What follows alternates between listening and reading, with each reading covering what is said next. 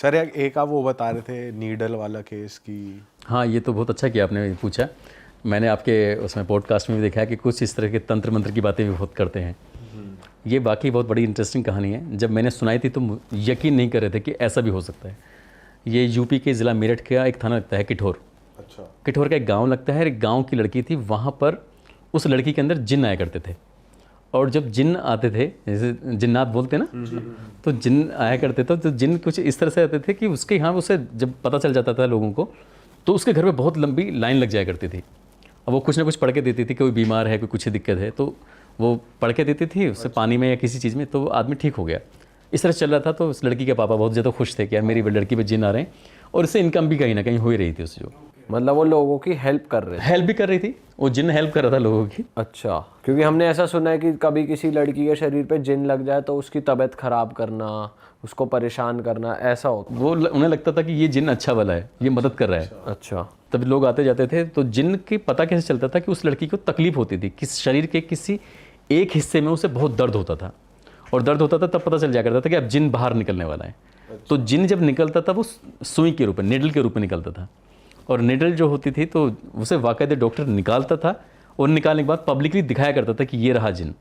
इस तरह से ये जून 2003 की कहानी है। ये उन दोनों इतनी ज़्यादा चर्चित रही थी ये कहानी, क्योंकि अब जैसे अब आजकल तो पॉडकास्ट चल रहा है, ये तुम्हारा सोशल मीडिया है, इलेक्ट्रॉनिक मीडिया बहुत ज़्यादा हावी है। पहले सिर्फ प्रिंट मीडिया ही हुआ करता था ज़्यादातर, लेकिन इलेक्ट्रॉनिक मीडिया ने भी अपनी दस्तक देनी ज़्यादातर शुरू कर दी थी। नए नए न्यूज़ चैनल आने लगे थे, तो ये बहुत हाईलाइट हो रहा था। तो मीडिया वालों के लिए बड़ा इंटरेस्टिंग वो था कि यार ये सचमुच के जिन्न निकलता है या वैसे ये कहानी बनाई जा रही है। तो अब जब भी मीडिया वालों को इंतज़ार था कि जब इसको तकलीफ होगी, जब इसके अंदर का जिन्न निकलेगा तो देखेंगे। और वो सचमुच जब उसका ऑपरेशन किया गया तो उसके अंदर से एक सुई निकली। अच्छा। और ये मेडिकल जो हॉस्पिटल है मेरठ का, वहाँ डॉक्टर ने जब उसके निडल को निकाला तो उन्होंने कहा कि निडल तो निकली है सचमुच, लेकिन ये निडल कुदरती नहीं है। मतलब कोई ऐसा कि सब कुछ बन गया होगा अपना आप, ये तो बनाई हुई किसी मशीन के द्वारा बनाई हुई है। इसका मतलब ये कि इसके अंदर डाली गई है।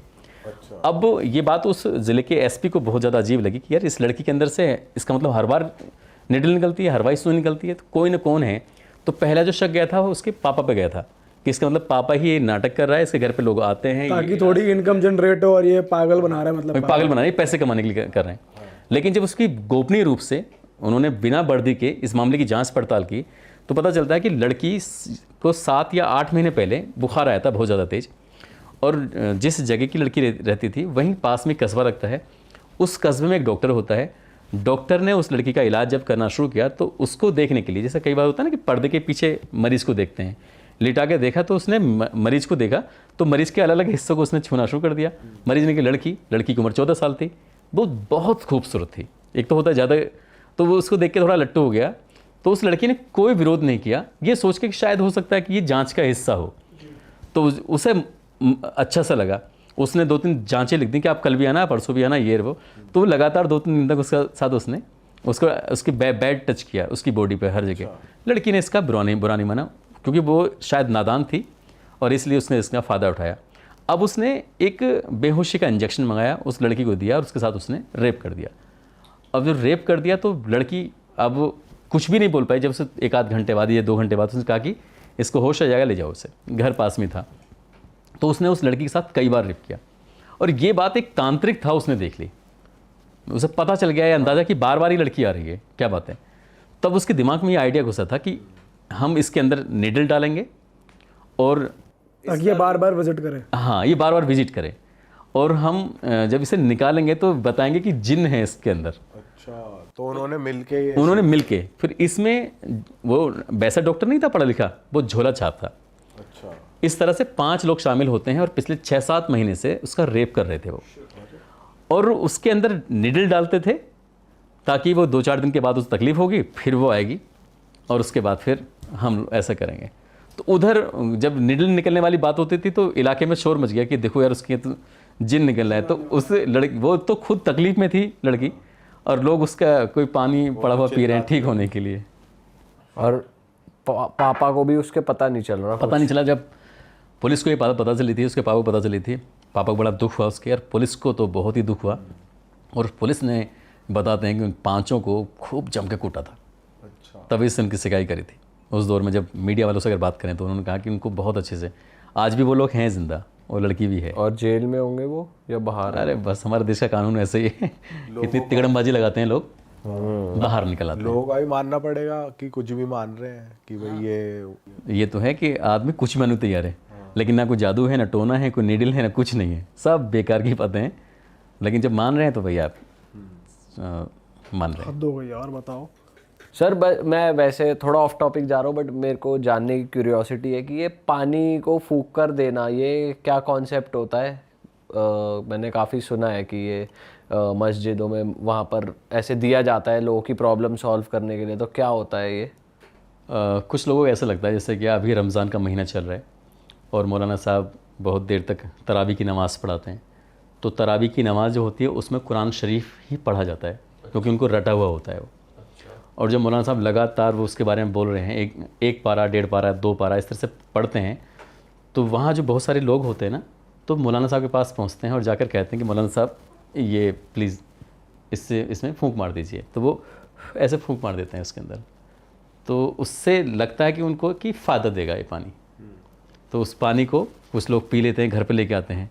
तो उसमें कहीं ना कहीं जो लगातार कुरान शरीफ पढ़ा जाता है मुंह से, तो वो हो सकता है कि उनके दिमाग में होता हो कि इसके पढ़ने से हाँ अब ये काम करना शुरू कर देगा, ये ताकतवर हो गया, ये मतलब पानी एनर्जाइज हो गया जैसे। अब पता नहीं लोगों को लगता है, लेकिन मैंने कभी नहीं किया ऐसा।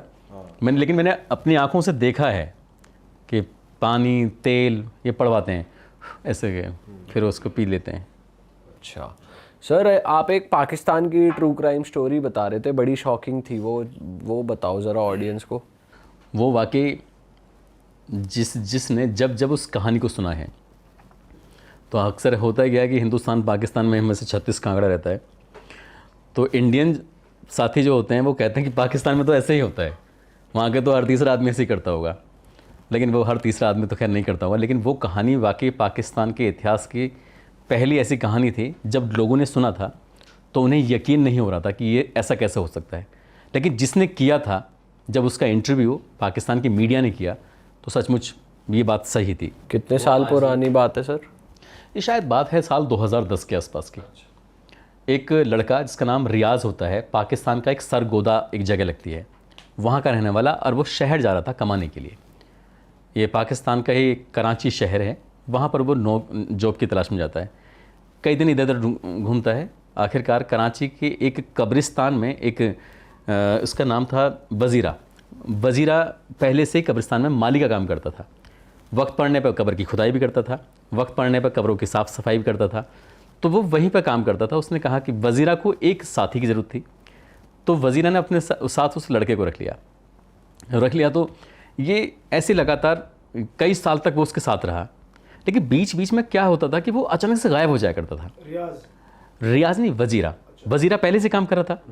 जब वज़ीरा गायब हो जाया करता था तो रियाज ने इसने पूछा कि तू कहाँ जाता है, अचानक से गायब हो जाता है, बीच बीच में दिखाई नहीं देता। तो एक दिन रियाज ने उस वज़ीरा का पीछा करना शुरू किया, तो पता चला कि उसने वो कब्र के जो पैरों की साइड वाला हिस्सा होता था उसमें से पटरे वगैरह हटा गए और वो अंदर कब्र के अंदर चले जाया करता था, और उस कब्र में जाता था जिस कब्र में किसी लड़की की, किसी महिला की लाश होती थी। और वो जैसे आज कोई महिला मर गई, ये लड़की मर गई, तो उसके मरने के बाद उसको दफन करते हैं, तो वो जगह होती है ताज़ा, उसको बहुत मेहनत से नहीं खोदना पड़ेगा आपको।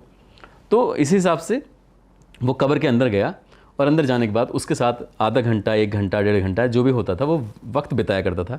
यानी कि उसके साथ वो अपना जो सेटिस्फाई होकर आता था, गलत काम करता था, गंदा काम करता था। और वो ऐसे लगातार चल रहा है उसका। अब रियाज ने तो देखा कि यार ये सब क्या कर रहा है, तो उसने कहा तू यहाँ इसमें करने क्या गया था। तो उसने शुरुआत में झुटलाने की कोशिश करी, लेकिन जब लगातार एक ही सवाल पूछा जाएगा तो उसने बता दिया कि यार मैं ऐसे करता हूँ। तो रियाज को इस बात से बिल्कुल भी आश्चर्य नहीं हुआ कि ये गलत कर रहा है, ऐसे नहीं करना चाहिए। रियाज भी खुश हो गया, उसने कहा ये तो बहुत बढ़िया है, तो यहाँ किसी कहीं जाने की जरूरत भी नहीं है, एक काम करेंगे फिर दोनों चले करेंगे एक साथ उसके। ये सच है क्या सर? ये बिल्कुल सच है, उसका इंटरव्यू है, आप गूगल करना, आप यूट्यूब पर उसका हो सकता है उसका इंटरव्यू पड़ा हो। एक वहाँ का शमा नाम से एक टीवी है, शमा टीवी, उस पर इसका इंटरव्यू आज ही मौजूद है। बाप रे। जब सुना था ना उस लड़की ने, एंकर ने, तो उसको पीटना शुरू कर दिया था पुलिस वालों के सामने। उसे इतना गुस्सा आ गया था, और गुस्से वाली बात भी थी।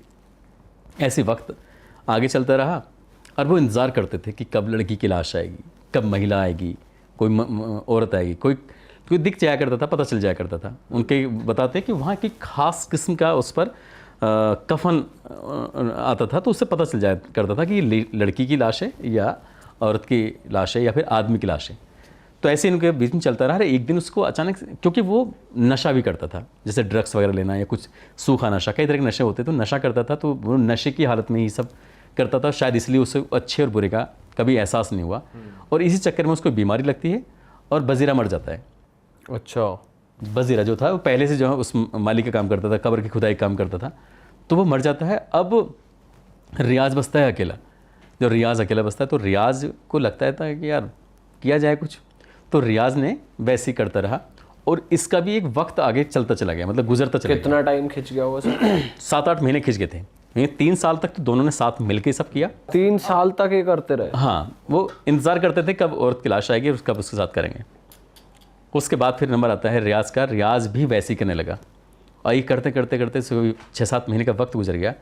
एक दिन एक लड़की की लाश जब आई, इस बीच में ये भी पता चला था कि जो कब्रें होती हैं, जैसे किसी को बिल्कुल कंप्लीट तरीके से दफनाया जाता है, मिट्टी लगी होती है, लेकिन जब भी कभी घर वाले अपनी परिवार के किसी सदस्य कब्र को आकर देखते थे तो कब्र का हाल कुछ अजीब होता था, और वो शिकायत करते थे कि ये सब क्या है। तो ऐसा भी होता है कि बीजू नाम का एक जानवर होता है, वो कब्र में खुदाई कर देता है, वो अंदर जाके उसे खाता है बॉडी को। तो कहते थे कि हो सकता है कि जानवर आया हो, उसने ये सब किया हो, लेकिन वो इंसान था, जानवर जो ये सब काम कर रहा था। अब रियाज ने एक दिन एक लड़की की लाश जब आती है तो उसके बाद फिर दफन हो गए और उसके अंदर चला गया। जब उसके साथ गलत कर रहा था ना, तो उसकी जो लड़की के दांत थे वो अजीब तरह से चमक रहे थे, मतलब कुछ अब क्या रहा था वो खुदा की कुदरत है, वो भाई ऊपर वाला ही जाने। अब उस लड़की की आंखों में से भी रोशनी निकलने लगी, अजीब तरह की रोशनी, और वो इतना ज़्यादा डर गया रियाज, इतना डर गया कि उस कब्र से निकलने बाद वो चीखने लगा, उस कब्र में निकल कर वो भागने लगा बस। मतलब वो बहुत ज़्यादा भयंकर तरीके से डर जाता है और वो भाग रहा है। अभी तक इस बात का, इस राज का किसी को नहीं पता था कि पिछले 3 साल से 4 साल से यहाँ पर ये सब चल रहा है। और वहाँ पे ये भी तो कहते हैं कि कोई तो देखभाल करता भी है कि भाई यही तो देखभाल कर रहे थे, यही तो उसकी जो भी उनकी यही थी कि वो कब्रिस्तान की साफ सफाई, कब्रिस्तान में जो नई कब्र खोदना होता है या किसी कब्र से मिट्टी दाएं बाएं हो जाए तो उसको लगा के ठीक कर दो, तो वो ही रक्षक थे, वो ही भक्षक बने हुए थे। तो जब वो वहाँ से निकल के भागता है तो पब्लिक ने उसको रोका, भाई तुम क्यों भाग रहे हो, क्या है। तो वो इतना डरा हुआ था कि जब उसे हॉस्पिटलाइज किया गया, उसे होश आया 2 दिन के बाद, उसके इलाज के बाद, तब उसने कहा कि मुझसे बहुत बड़ी गलती हो गई है। मैं और बजीरा, यानी कि रियाज और बजीरा, ये सब काम करते थे, गंदा काम। खुद ही कन्फेस कर दिया उसने, खुद ही उसने एक्सेप्ट कर लिया कि हाँ मैंने सब किया है। अगर वो एक्सेप्ट नहीं करता तो शायद ही कभी राज खुलता भी नहीं, बात कहीं बाहर आती नहीं, बताने वाला, करने तो वाला। उसने कहा कि हाँ 50 तो उसने खुद ने एक्सेप्ट कर लिया था कि लगभग 50 लेडीज़ के साथ उसने ऐसा सब किया है, डेड बॉडीज़ के साथ, डेड बॉडीज़ के साथ। अब वहाँ कोई विरोध करने वाली बात नहीं, कोई क्या करेगा भाई, कोई लड़की होती है उसके साथ कोई गलत करता है तो चीखती चिल्लाती है, वो लाश थी उसके साथ। अब इस पर तो काफ़ी बवाल मचा था पाकिस्तान में, इस बात को लेकर बहुत चर्चा हो रहा है। नीचता की हद है। अभी मैं ना यूपी में क्या हुआ था, मतलब मैं अभी, मेरा भाई यूपी, मतलब अब होम टाउन में मैं ज़्यादा रहता हूँ, मुझे दिल्ली में ज़्यादा प्रॉब्लम होती है, मैं वहाँ अपना अकेला ज़्यादा रहता हूँ।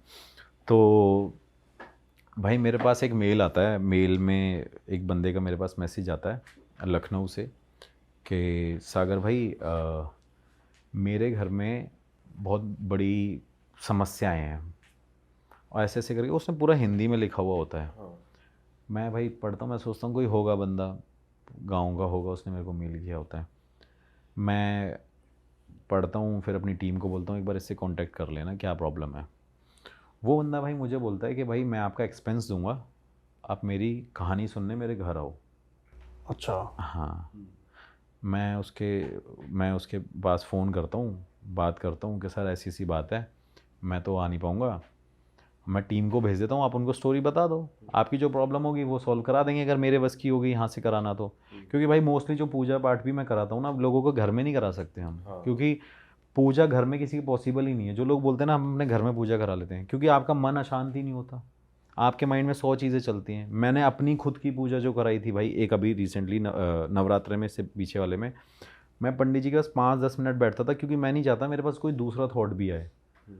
तो उस टाइम मेरे पंडित जी 8 घंटे मेरे घर में पूजा करते थे, क्योंकि भाई नेगेटिविटी में रहना, हमेशा इन चीज़ों में रहना। तो मैंने उनको बोला कि मैं भेज दूंगा, आप उसे बता देना, मैं पूजा बाहर करा दूंगा, आपको वीडियोस भेज देंगे या कुछ ऐसा होगा। वो भाई कहता है कि नहीं सर आपको आना पड़ेगा, आप अमाउंट बताइए अपने आने का।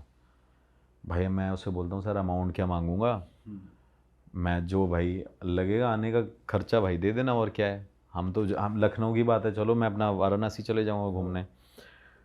तो भाई वो अमाउंट भेजता है। मैं वहाँ जाने के बाद मुझे पता चलता है कि वो एक आप कह सकते हो कि एक पार्लियामेंट का ही बंदा था। अच्छा। हाँ, जो भाई स्पीकर थे, वो एक पावरफुल बंदा मतलब। पावरफुल बंदा स्पीकर था, बता रहा हूँ आपको, स्पीकर थे। अब वो छोड़ चुके हैं उस चीज़ को। तो मैं उनसे मिलता हूँ, मैं बड़ा शॉक्ड होता हूँ भाई। उनके घर पे जाता हूँ, वैसे 4 फॉर्च्यूनर खड़ी हुई हैं, गाड़ियाँ खड़ी हुई हैं, इनोवा खड़ी हुई है। मैं जाता हूँ उनके घर में, एंटर करता हूँ, मैं सोचता हूँ भाई मैं कहाँ मिलने आ गया किसी से। अब मैंने उनसे पूछा कि सर आपकी परेशानी क्या है। मेरे से कहते कि मेरा एक भाई था, नवाब सिंह नाम है उसका, ऐसे करके बोलते हैं। कह रहे उसको ना मार दिया गया था, और वो भाई मेरा मेरे घर में घूमता है। अब हाँ, अब यार इतना बड़े लेवल का बंदा है वो, मेरे से ये बात बोल रहा है। तो एजिड भी हैं वो अंकल। तो मैंने उनको बोला, मैंने कहा सर घर में घूम रहा है आपके। कहते हाँ। कह रहे लेकिन इसको वेरीफाई करने के लिए तुम्हें एक जगह पे जाना पड़ेगा। अब मैं पूछता हूँ कि वो कौन सी जगह है, तो वो मुझे जगह बताते हैं। जगह भी मैं बता दूँगा आपको कहाँ पे है। मैंने उनसे परेशानी क्या है। कह रहे मैं भाई ऐसे ऐसे स्पीकर रहा हूँ, और मैं अभी यहाँ झांसी में रहता हूँ ज़्यादातर, बाकी लखनऊ आया था, मेरा यहाँ पे घर था, मेरे को आपसे मिलना था, आपसे डिस्कस करना था। मैंने ठीक है करिए। भाई मैं उनसे मिला, उनसे बात करी, उन्होंने मुझे बताया कि मेरे भाई को जहर दे के मार दिया गया था। मेरे भाई को जहर दिया और उसे मार दिया। मैंने कहा अच्छा, उसके बाद क्या हुआ। फिर मेरे से कहते हैं कि उसके बाद उसने मेरे पूरे घर में किसी को जीने नहीं दिया।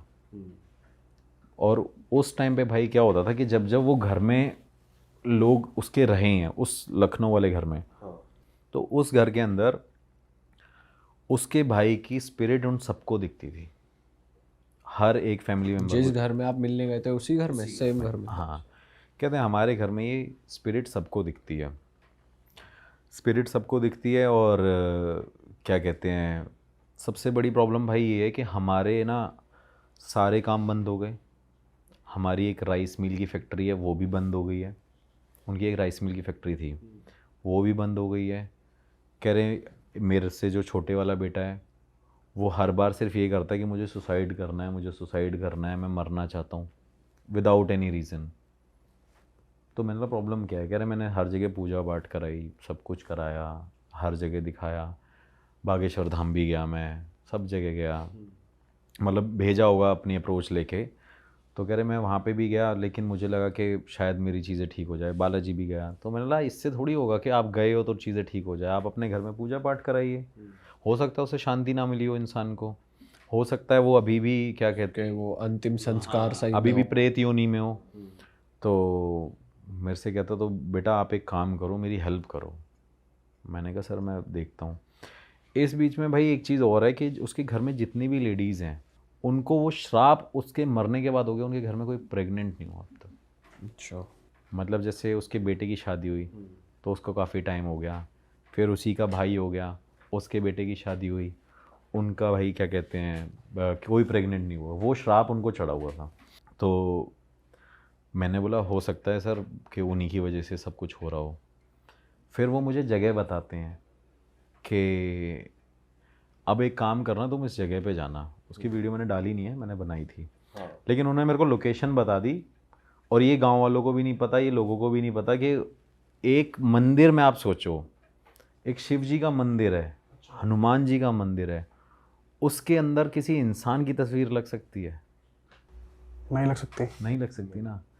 उस जगह पे भाई उस इंसान की आकृति जैसा उसको स्थान दिया गया है। मतलब ये बहुत बड़ी बात है। आप एक सोचो कि एक इंसान को आप भगवान से तुलना करके बता रहे हो कि इस इंसान को वहाँ पे रखा गया है। भाई मैं उस जगह पे जाता हूँ, मैं शाम तक वेट करता हूँ। शाम तक वेट करने के बाद उन्होंने मेरे को ये बताया, मैंने कहा सर ठीक है मैं एक बार इन्वेस्टिगेशन करने ज़रूर जाऊँगा वहाँ। तो भाई मैं वहाँ पे पहुँचा, पहुँचने के बाद शाम तक का वेट किया, खेतों में रहा मैं पूरे टाइम, धूप में ही रहे, खेत के अंदर बैठे रहे, मतलब शाम हो जाए। तो उन्होंने बोला कोई परेशानी नहीं होगी, अगर कोई परेशानी हुई तो तुम मुझे फ़ोन कर देना। उन्होंने अपनी फैमिली का मेंबर कोई भी नहीं भेजा, कह रहे अगर मेरी फैमिली का मेंबर कोई भी वहाँ गया तो भाई वो पागल ही हो जाएगा। अब रीज़न ये था कि वो जो बंदे की डेथ हुई थी तब वो बंदा उस जगह पे प्रेजेंट था जहाँ पे उसका वो मंदिर बनवाया गया है। हाँ, उस टाइम पे क्या हुआ भाई कि वहाँ पे उस इंसान ने मतलब अपने आप की मृत्यु वो हो गई, मतलब अपने आप को मार ही लिया था एक तरीके से। वो दोस्तों के साथ मिला, उनके साथ कुछ खाया पिया, उन्होंने उसको अप्रोच किया, जहर दे दिया, ज़बरदस्ती खिला दिया उसको मना भी किया गया था कि अपने इन दोस्तों के साथ मत रहे। और ऐसा नहीं कोई नॉर्मल लोग थे, वो भी हाई प्रोफाइल लोग ही थे। तो भाई उन्होंने मना किया था तो उसे जहर दे के मार दिया गया। उस बीच में भाई उसने क्या किया, वो इंसान प्रेत योनि में चला गया। प्रेत योनि में जाने के बाद जो इंसान उस जगह से गुजरा भाई, ये हकीकत बात है, मेरे पास एक इंटरव्यू भी पड़ा हुआ है छोटा सा, मैं आपको दिखा दूंगा। न्यूज़ में आया था? न्यूज़ में नहीं आया भाई, ये चीज़ें न्यूज़ में कहाँ ही डालते हैं। मतलब इंटरव्यू किसका था? इंटरव्यू एक बंदे का है, जो लोकल बंदा है ना वो वहाँ का। आप ही ने लिया वहाँ? और हाँ, मैंने रात को ऐसे ही उसको, शाम को मेरे को मिला तो मैंने बोला भाई वहाँ पे चलो, तो कह रहा मैं नहीं जाऊँगा वहाँ पे, मैं वहाँ पे जाऊँगा ही नहीं। मैंने कहा भाई साहब क्या दिक्कत क्या है, मैंने उससे भी थोड़ा सा वेरीफाई किया। वो उसने मेरे को फिर बताया कि यहाँ पे जो भी आया है या तो वो उसका मानसिक संतुलन हिल गया है, मेंटली डिस्टर्ब हो गया है वो, और यहाँ पे कई लोगों की डेड बॉडीज़ भी मिली हैं कि मतलब जैसे कोई ना कोई मर गया हो सकता है रीज़न कुछ और होगा, लेकिन क्या है वो क्लेम उनको करते हैं और ब्लेम भी उनको ही कर रहे हैं कि इनकी वजह से होता है। इस बीच में भाई क्या हुआ कि वहाँ पे जो 4 लोग थे जिनको उन्होंने मारा था, तो वो लोग वहीं पे उसी जगह पे मारे गए, एक एक करके वो उन इंसानों को मार दिया। हाँ, और वो मारा किसने, वही जो बंदे को जहर दिया गया था, उस स्पिरिट ने, वो प्रेत योनि में था। फिर लोगों को लगा कि भाई ये क्या कहते हैं, ऐसे ऐसे लोग मर गए हैं, यहाँ पे ये सब हो गया, जो यहाँ पे जाता है वो मेंटली डिस्टर्ब हो जाता है। और सबसे बड़ी बात ये कि उसके घर में वही घूम रहे हैं, हाँ, वहाँ भी दिख रहा है और यहाँ भी दिख रहा है, यहाँ भी दिख रहा है। और आप जब गए थे आपको कुछ नहीं हुआ? भाई मैं बता रहा हूँ, मैं सच बता रहा हूँ, मैंने जैसे ही थोड़े से कदम बढ़ाए ना भाई, मैं वापस आ गया, इतनी तेज़ हवा चलने लग गई। फिर मैंने मेरे को खुद डर लगा भाई वहाँ पे। और मुझे डर पता है क्या लग रहा था, कि जिस तरीके से उसकी फैमिली में और उन लोगों ने बताया था ना मुझे स्टोरी, कि वहाँ पे वो रहते हैं। और हाँ, एक चीज़ और है कि वो जो मेंटली डिस्टर्ब होते हैं वहाँ पे बताते हैं कि यहाँ लाल कपड़ा पहन के कोई नहीं आता। और सोचो हनुमान जी का मंदिर है, यहाँ पे लाल कपड़ा वर्जित है, उसके मेंशन कर रखा है कि आप लाल कपड़ा पहन के यहाँ पे नहीं घूम सकते, चाहे दिन में चाहे रात। हाँ, मतलब दिन में तो लोग चलो मंदिर जाते हैं, 6 बजे के बाद वहाँ कोई नहीं जाता, अलाउड ही नहीं है किसी को जाने के लिए, प्रॉपर ताले लग जाते हैं वहाँ पे। बट वही उन्होंने मेरे को परमिशन दे दी थी, वो कह रहे थे आप जाओगे अपने रिस्क पे पर। अच्छा, तो मैंने कहा चलो ठीक है, वो कोई प्रॉब्लम नहीं है, हम चले जाएंगे। भाई मैं गया वहाँ पे, हवा चलने लगी, मुझे सच में ऐसा लगा कि कोई इंसान घूम रहा है वहाँ पे, कोई है। और उनकी जो बना रखी थी ना आकृति, वो भी थोड़ी सी ऐसी, एक कह सकते हो, मतलब अब मेरे को बोलने में भी डर लग रहा है कि वो भयानक सी थी थोड़ी, मतलब देख के डर लग रहा था। मतलब यार ये इंसान मेरे को यहीं अटैक ना कर दे। तो मैं भाई उनको बोलने लग गया, मैंने यार डर तो थोड़ा सा लग रहा है यार, चल लेते हैं वापस। तो फिर एक मेरा कैमरामैन बड़ा ऐसे वही है बड़ा, अरे चलो ना भैया यार कोई बात नहीं है वो। मैंने कहा मुझे अपनी चिंता नहीं होती, मेरे को तुम्हारी चिंता होती है भाई, तुम्हारे साथ कुछ हो गया, क्योंकि मेरे बहुत सारे कैमरामैन छोड़ के चले गए मुझे इस चक्कर में। बड़ी मुश्किल से आते हैं भाई पकड़ में, पैसे दे दो तब भी नहीं आते। फिर कहते हैं वो, मेरे से कह रहा चलो चलो चलते हैं। भाई मैं उसके पास गया, उसके पास जाने के बाद मैंने उसको बोला कि भाई इन्वेस्टिगेशन है, जल्दी जल्दी शुरू करेंगे, कहानी वानी में टाइम वेस्ट नहीं करेंगे। और आप मानोगे नहीं कि मैं उस मंदिर के अंदर एंटर हुआ, मुझे सच में फील हुआ कि वहाँ पे कुछ है। मेरे वही अपना जो पर्सनल सेंसर मेरा बन रखा है, मेरे गूज बम्स खड़े हो जाना, ये सारी चीज़ें, साथ वालों के साथ भी यही हुआ। वो बंदे जब मेरे साथ गए, उन्होंने मेरे को छूटते ही मेरे पीछे से हाथ पकड़ के ऐसे बोला कि भैया यार चल लो यहाँ से ना, डर लग रहा है। और सबसे मैंने बोला भाई मंदिर भी है यहाँ पे, डरना क्यों है? ऐसा भी कुछ नहीं है, एक बार चल के देख लेते हैं। भाई आप मानोगे नहीं कि मैंने वहाँ से उस मंदिर के वहाँ से निकल के इन्वेस्टिगेशन भी थोड़ी सी दूर करी, मतलब मंदिर के पास नहीं करी, और जो स्टोरी टेलिंग भी करी ना वो भी थोड़ी दूर करी।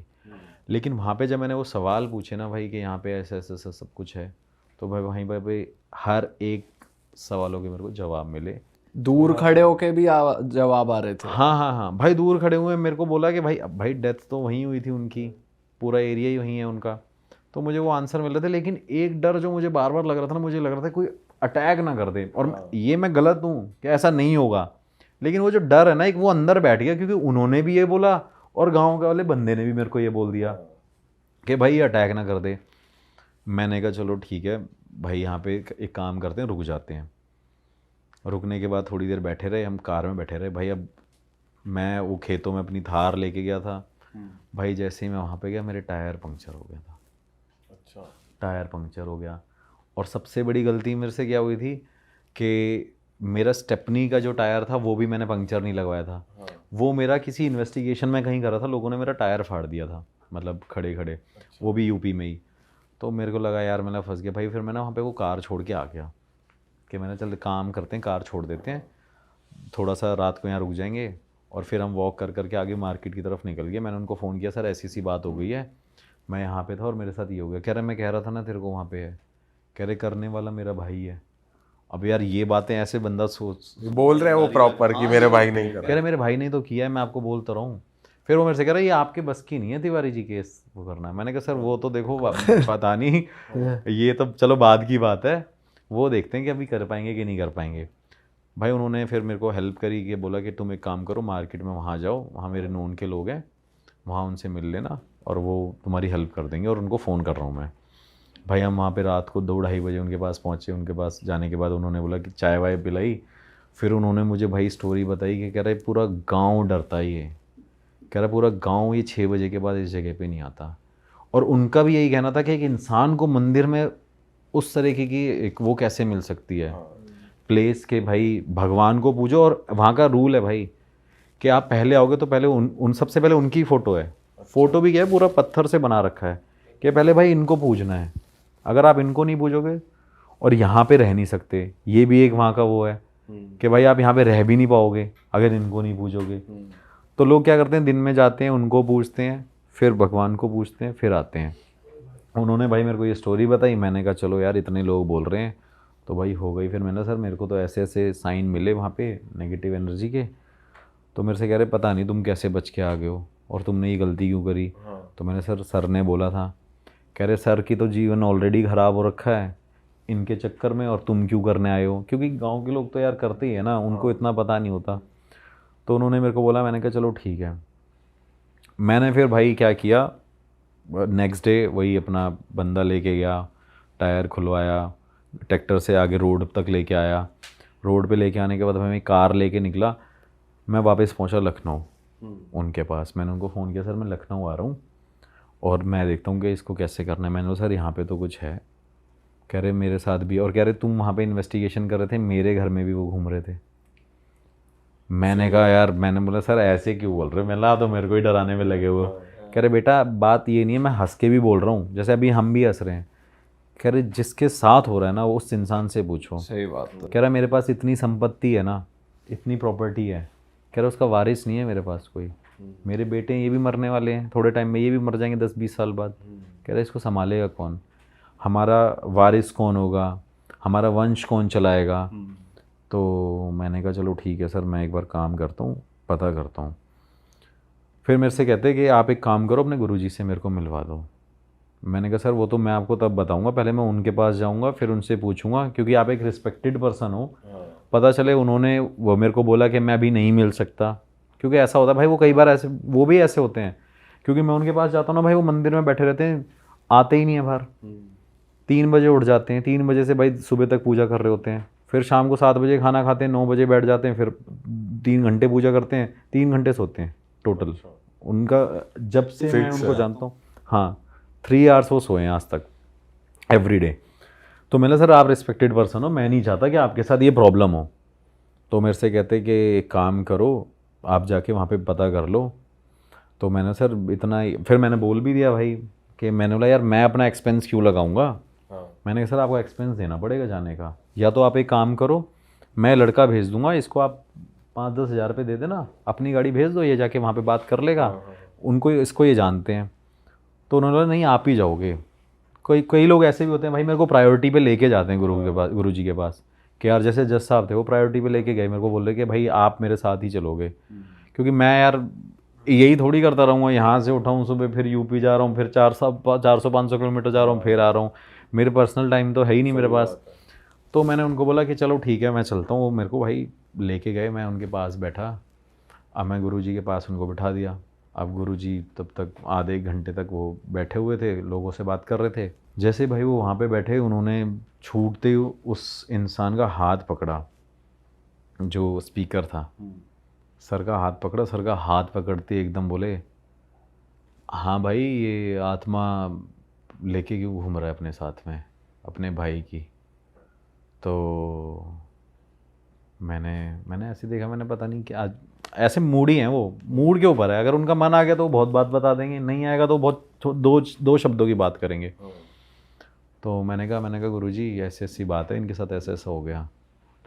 तो छूटते ही बोले कि मरवाने वाला भी तो इसी का बेटा है।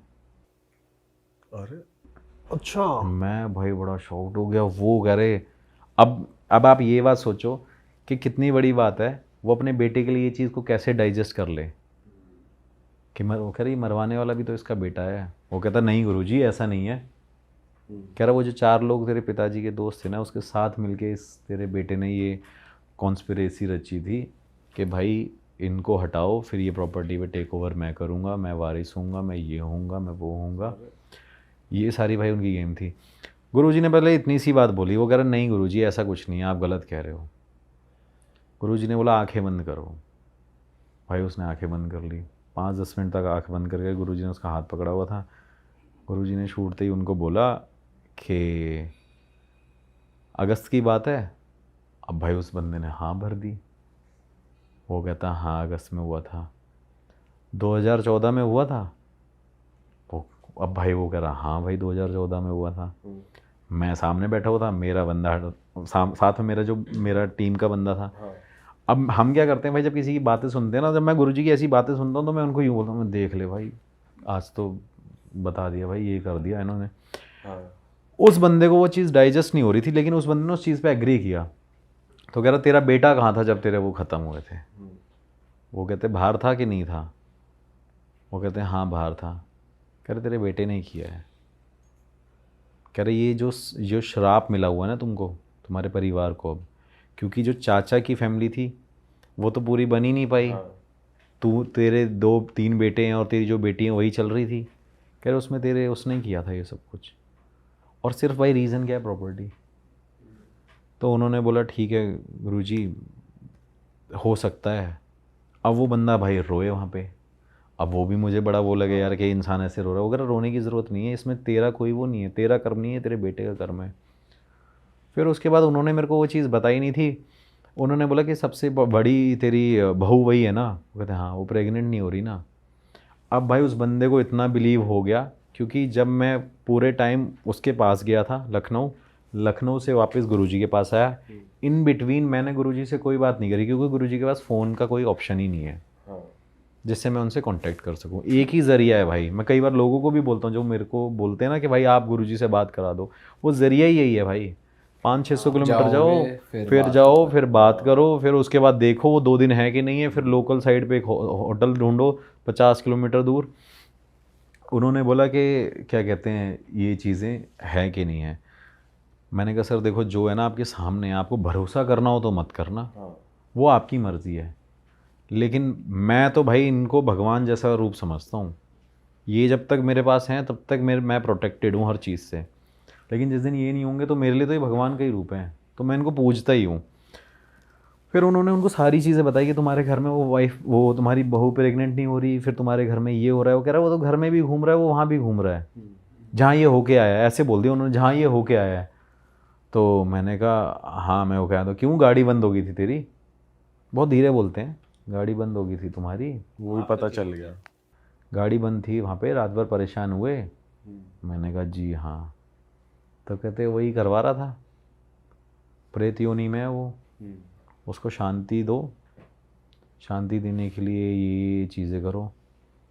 भाई जब तक हम वहाँ पे बैठे हुए थे तब तक उस घर में क्या हुआ, उस घर में जहाँ लखनऊ वाले घर में उनके साथ क्या हुआ कि जब तक वो शांति वांति की बातें हो रही होंगी, ये सारी चीज़ें हो रही होंगी, उस घर में भाई उनकी बेटी थी जो आ रखी थी, वो भाई छत से गिर गई। और वो छत से गिर गई, वो छत से गिरने के बाद वहाँ से उनका फ़ोन आया कि ऐसी ऐसी ऐसी ऐसी बात है। तो उन्होंने बोला क्या हुआ, कैसी क्या चीज़ हो गई है, जो भी वो उसने पूछा, कह रहे बेटी छत से गिर गई है। तो गुरुजी ने बोला कि ये तुम्हारे कर्मों का फल है जो तुम्हें मिल रहा है, इसे तुम दूर कर लो। भाई मैंने कहा चलो ठीक है, मैंने कहा सर ऐसी सी बात है, आपको मानना नहीं मानना है वो आपकी मर्ज़ी है। गुरुजी ने फिर उनको भाई 10 उपाय बताए, ये करना, ये करना, ये पूजा करना, फिर ये करना, अपने पितरों को शांत करना और माफ़ी मांगो, और माफ़ कर दें तो बड़ी बात है। मैं तुम्हें सिर्फ तरीका बता सकता हूँ, वरना कोई ऑप्शन नहीं है। फिर सर मेरे से कह रहे अब आप मेरे साथ दोबारा लखनऊ चलो। मैंने कहा सर मेरे को एक महीना हो गया मेरे को, 1 महीने यूपी रह गया, मेरे भाई दोस्त यार सब फ़ोन करते, पर्सनल लाइफ तो है ही नहीं भाई मेरी। तो मेरे से कहते वापस दोबारा चलो। मैंने कहा सर मैं अब कहाँ जाऊँगा, मैं तब दिल्ली निकलता हूँ यहीं से, ये है वो है। मेरे से कह रहे पैसे लो ना आप, आपको पैसे चाहिए। मैंने कहा सर मेरे को घर जाने दो, मैं घर का खाना खाना चाहता हूँ। कह रहे नहीं यहीं रहना। भाई वहाँ पे फिर मैंने इन्वेस्टिगेशन करी ना उनके घर में, घर की वीडियो नहीं बनाई थी मैंने उनकी, क्योंकि फिर तो वो रिवील हो जाएगा सब कुछ।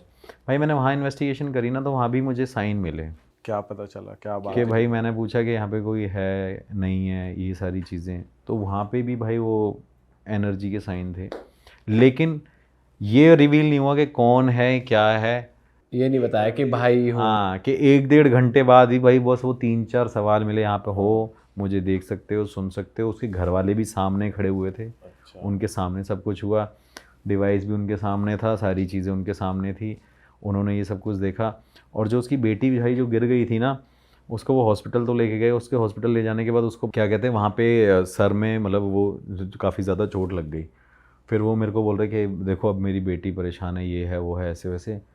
फिर भाई उनने मेरे को सिर्फ यही रिक्वेस्ट किया कि भाई आप मेरी पूजा कराओ, अच्छा, शांति वाली। शांति वाली। फिर भाई उनकी जो पूजा कराई भाई, कम से कम उसमें 20-22 दिन टोटल लगे। पहले उन सबका उतारा करवाया, उनकी पूरी फैमिली को। फिर उतारा करवाने के बाद पूजा कराई। फिर पूजा कराने के बाद भाई सबको रक्षा कवच पहनवाया। फिर उनके घर को खिलवाया। ये सारी चीज़ करवाने के बाद अब मैंने बोला कि देखो सर, नेगेटिविटी धीरे धीरे जो थोड़ी बहुत होगी वो रह जाएगी, एकदम तो नहीं हो जाएगा, लेकिन ऐसा है कि ठीक हो जाएगा। टाइम ज़रूर लगेगा, आपका पैसा आपका बहुत लगा है। फिर उन्होंने क्या किया कि उसको करवाने के बाद मैंने उनसे भाई थोड़े टाइम बाद फ़ोन करके पूछा कि सर क्या चल रहा है, कैसे क्या है। कह रहे सागर अभी तक ऐसी कोई प्रॉब्लम नहीं आ रही है।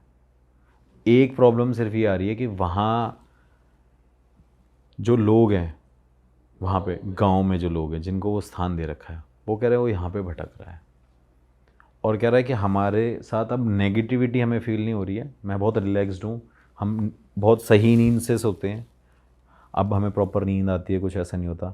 फिर मेरे से कहते हैं अब मेरी जो बहू है वो प्रेग्नेंट हो जाएंगी कि नहीं हो जाएंगी। मैंने कहा सर ये मैं थोड़ी बोल सकता हूँ, देखो प्रेगनेंसी और ये सब चीज़ें मेरे हाथ में थोड़ी है। जो लोग बोलते हैं कि हाँ भाई आप प्रेग्नेंट हो जाओगे, नहीं हो जाओगे, क्या पता आपके ग्रह नक्षत्र खराब होंगे।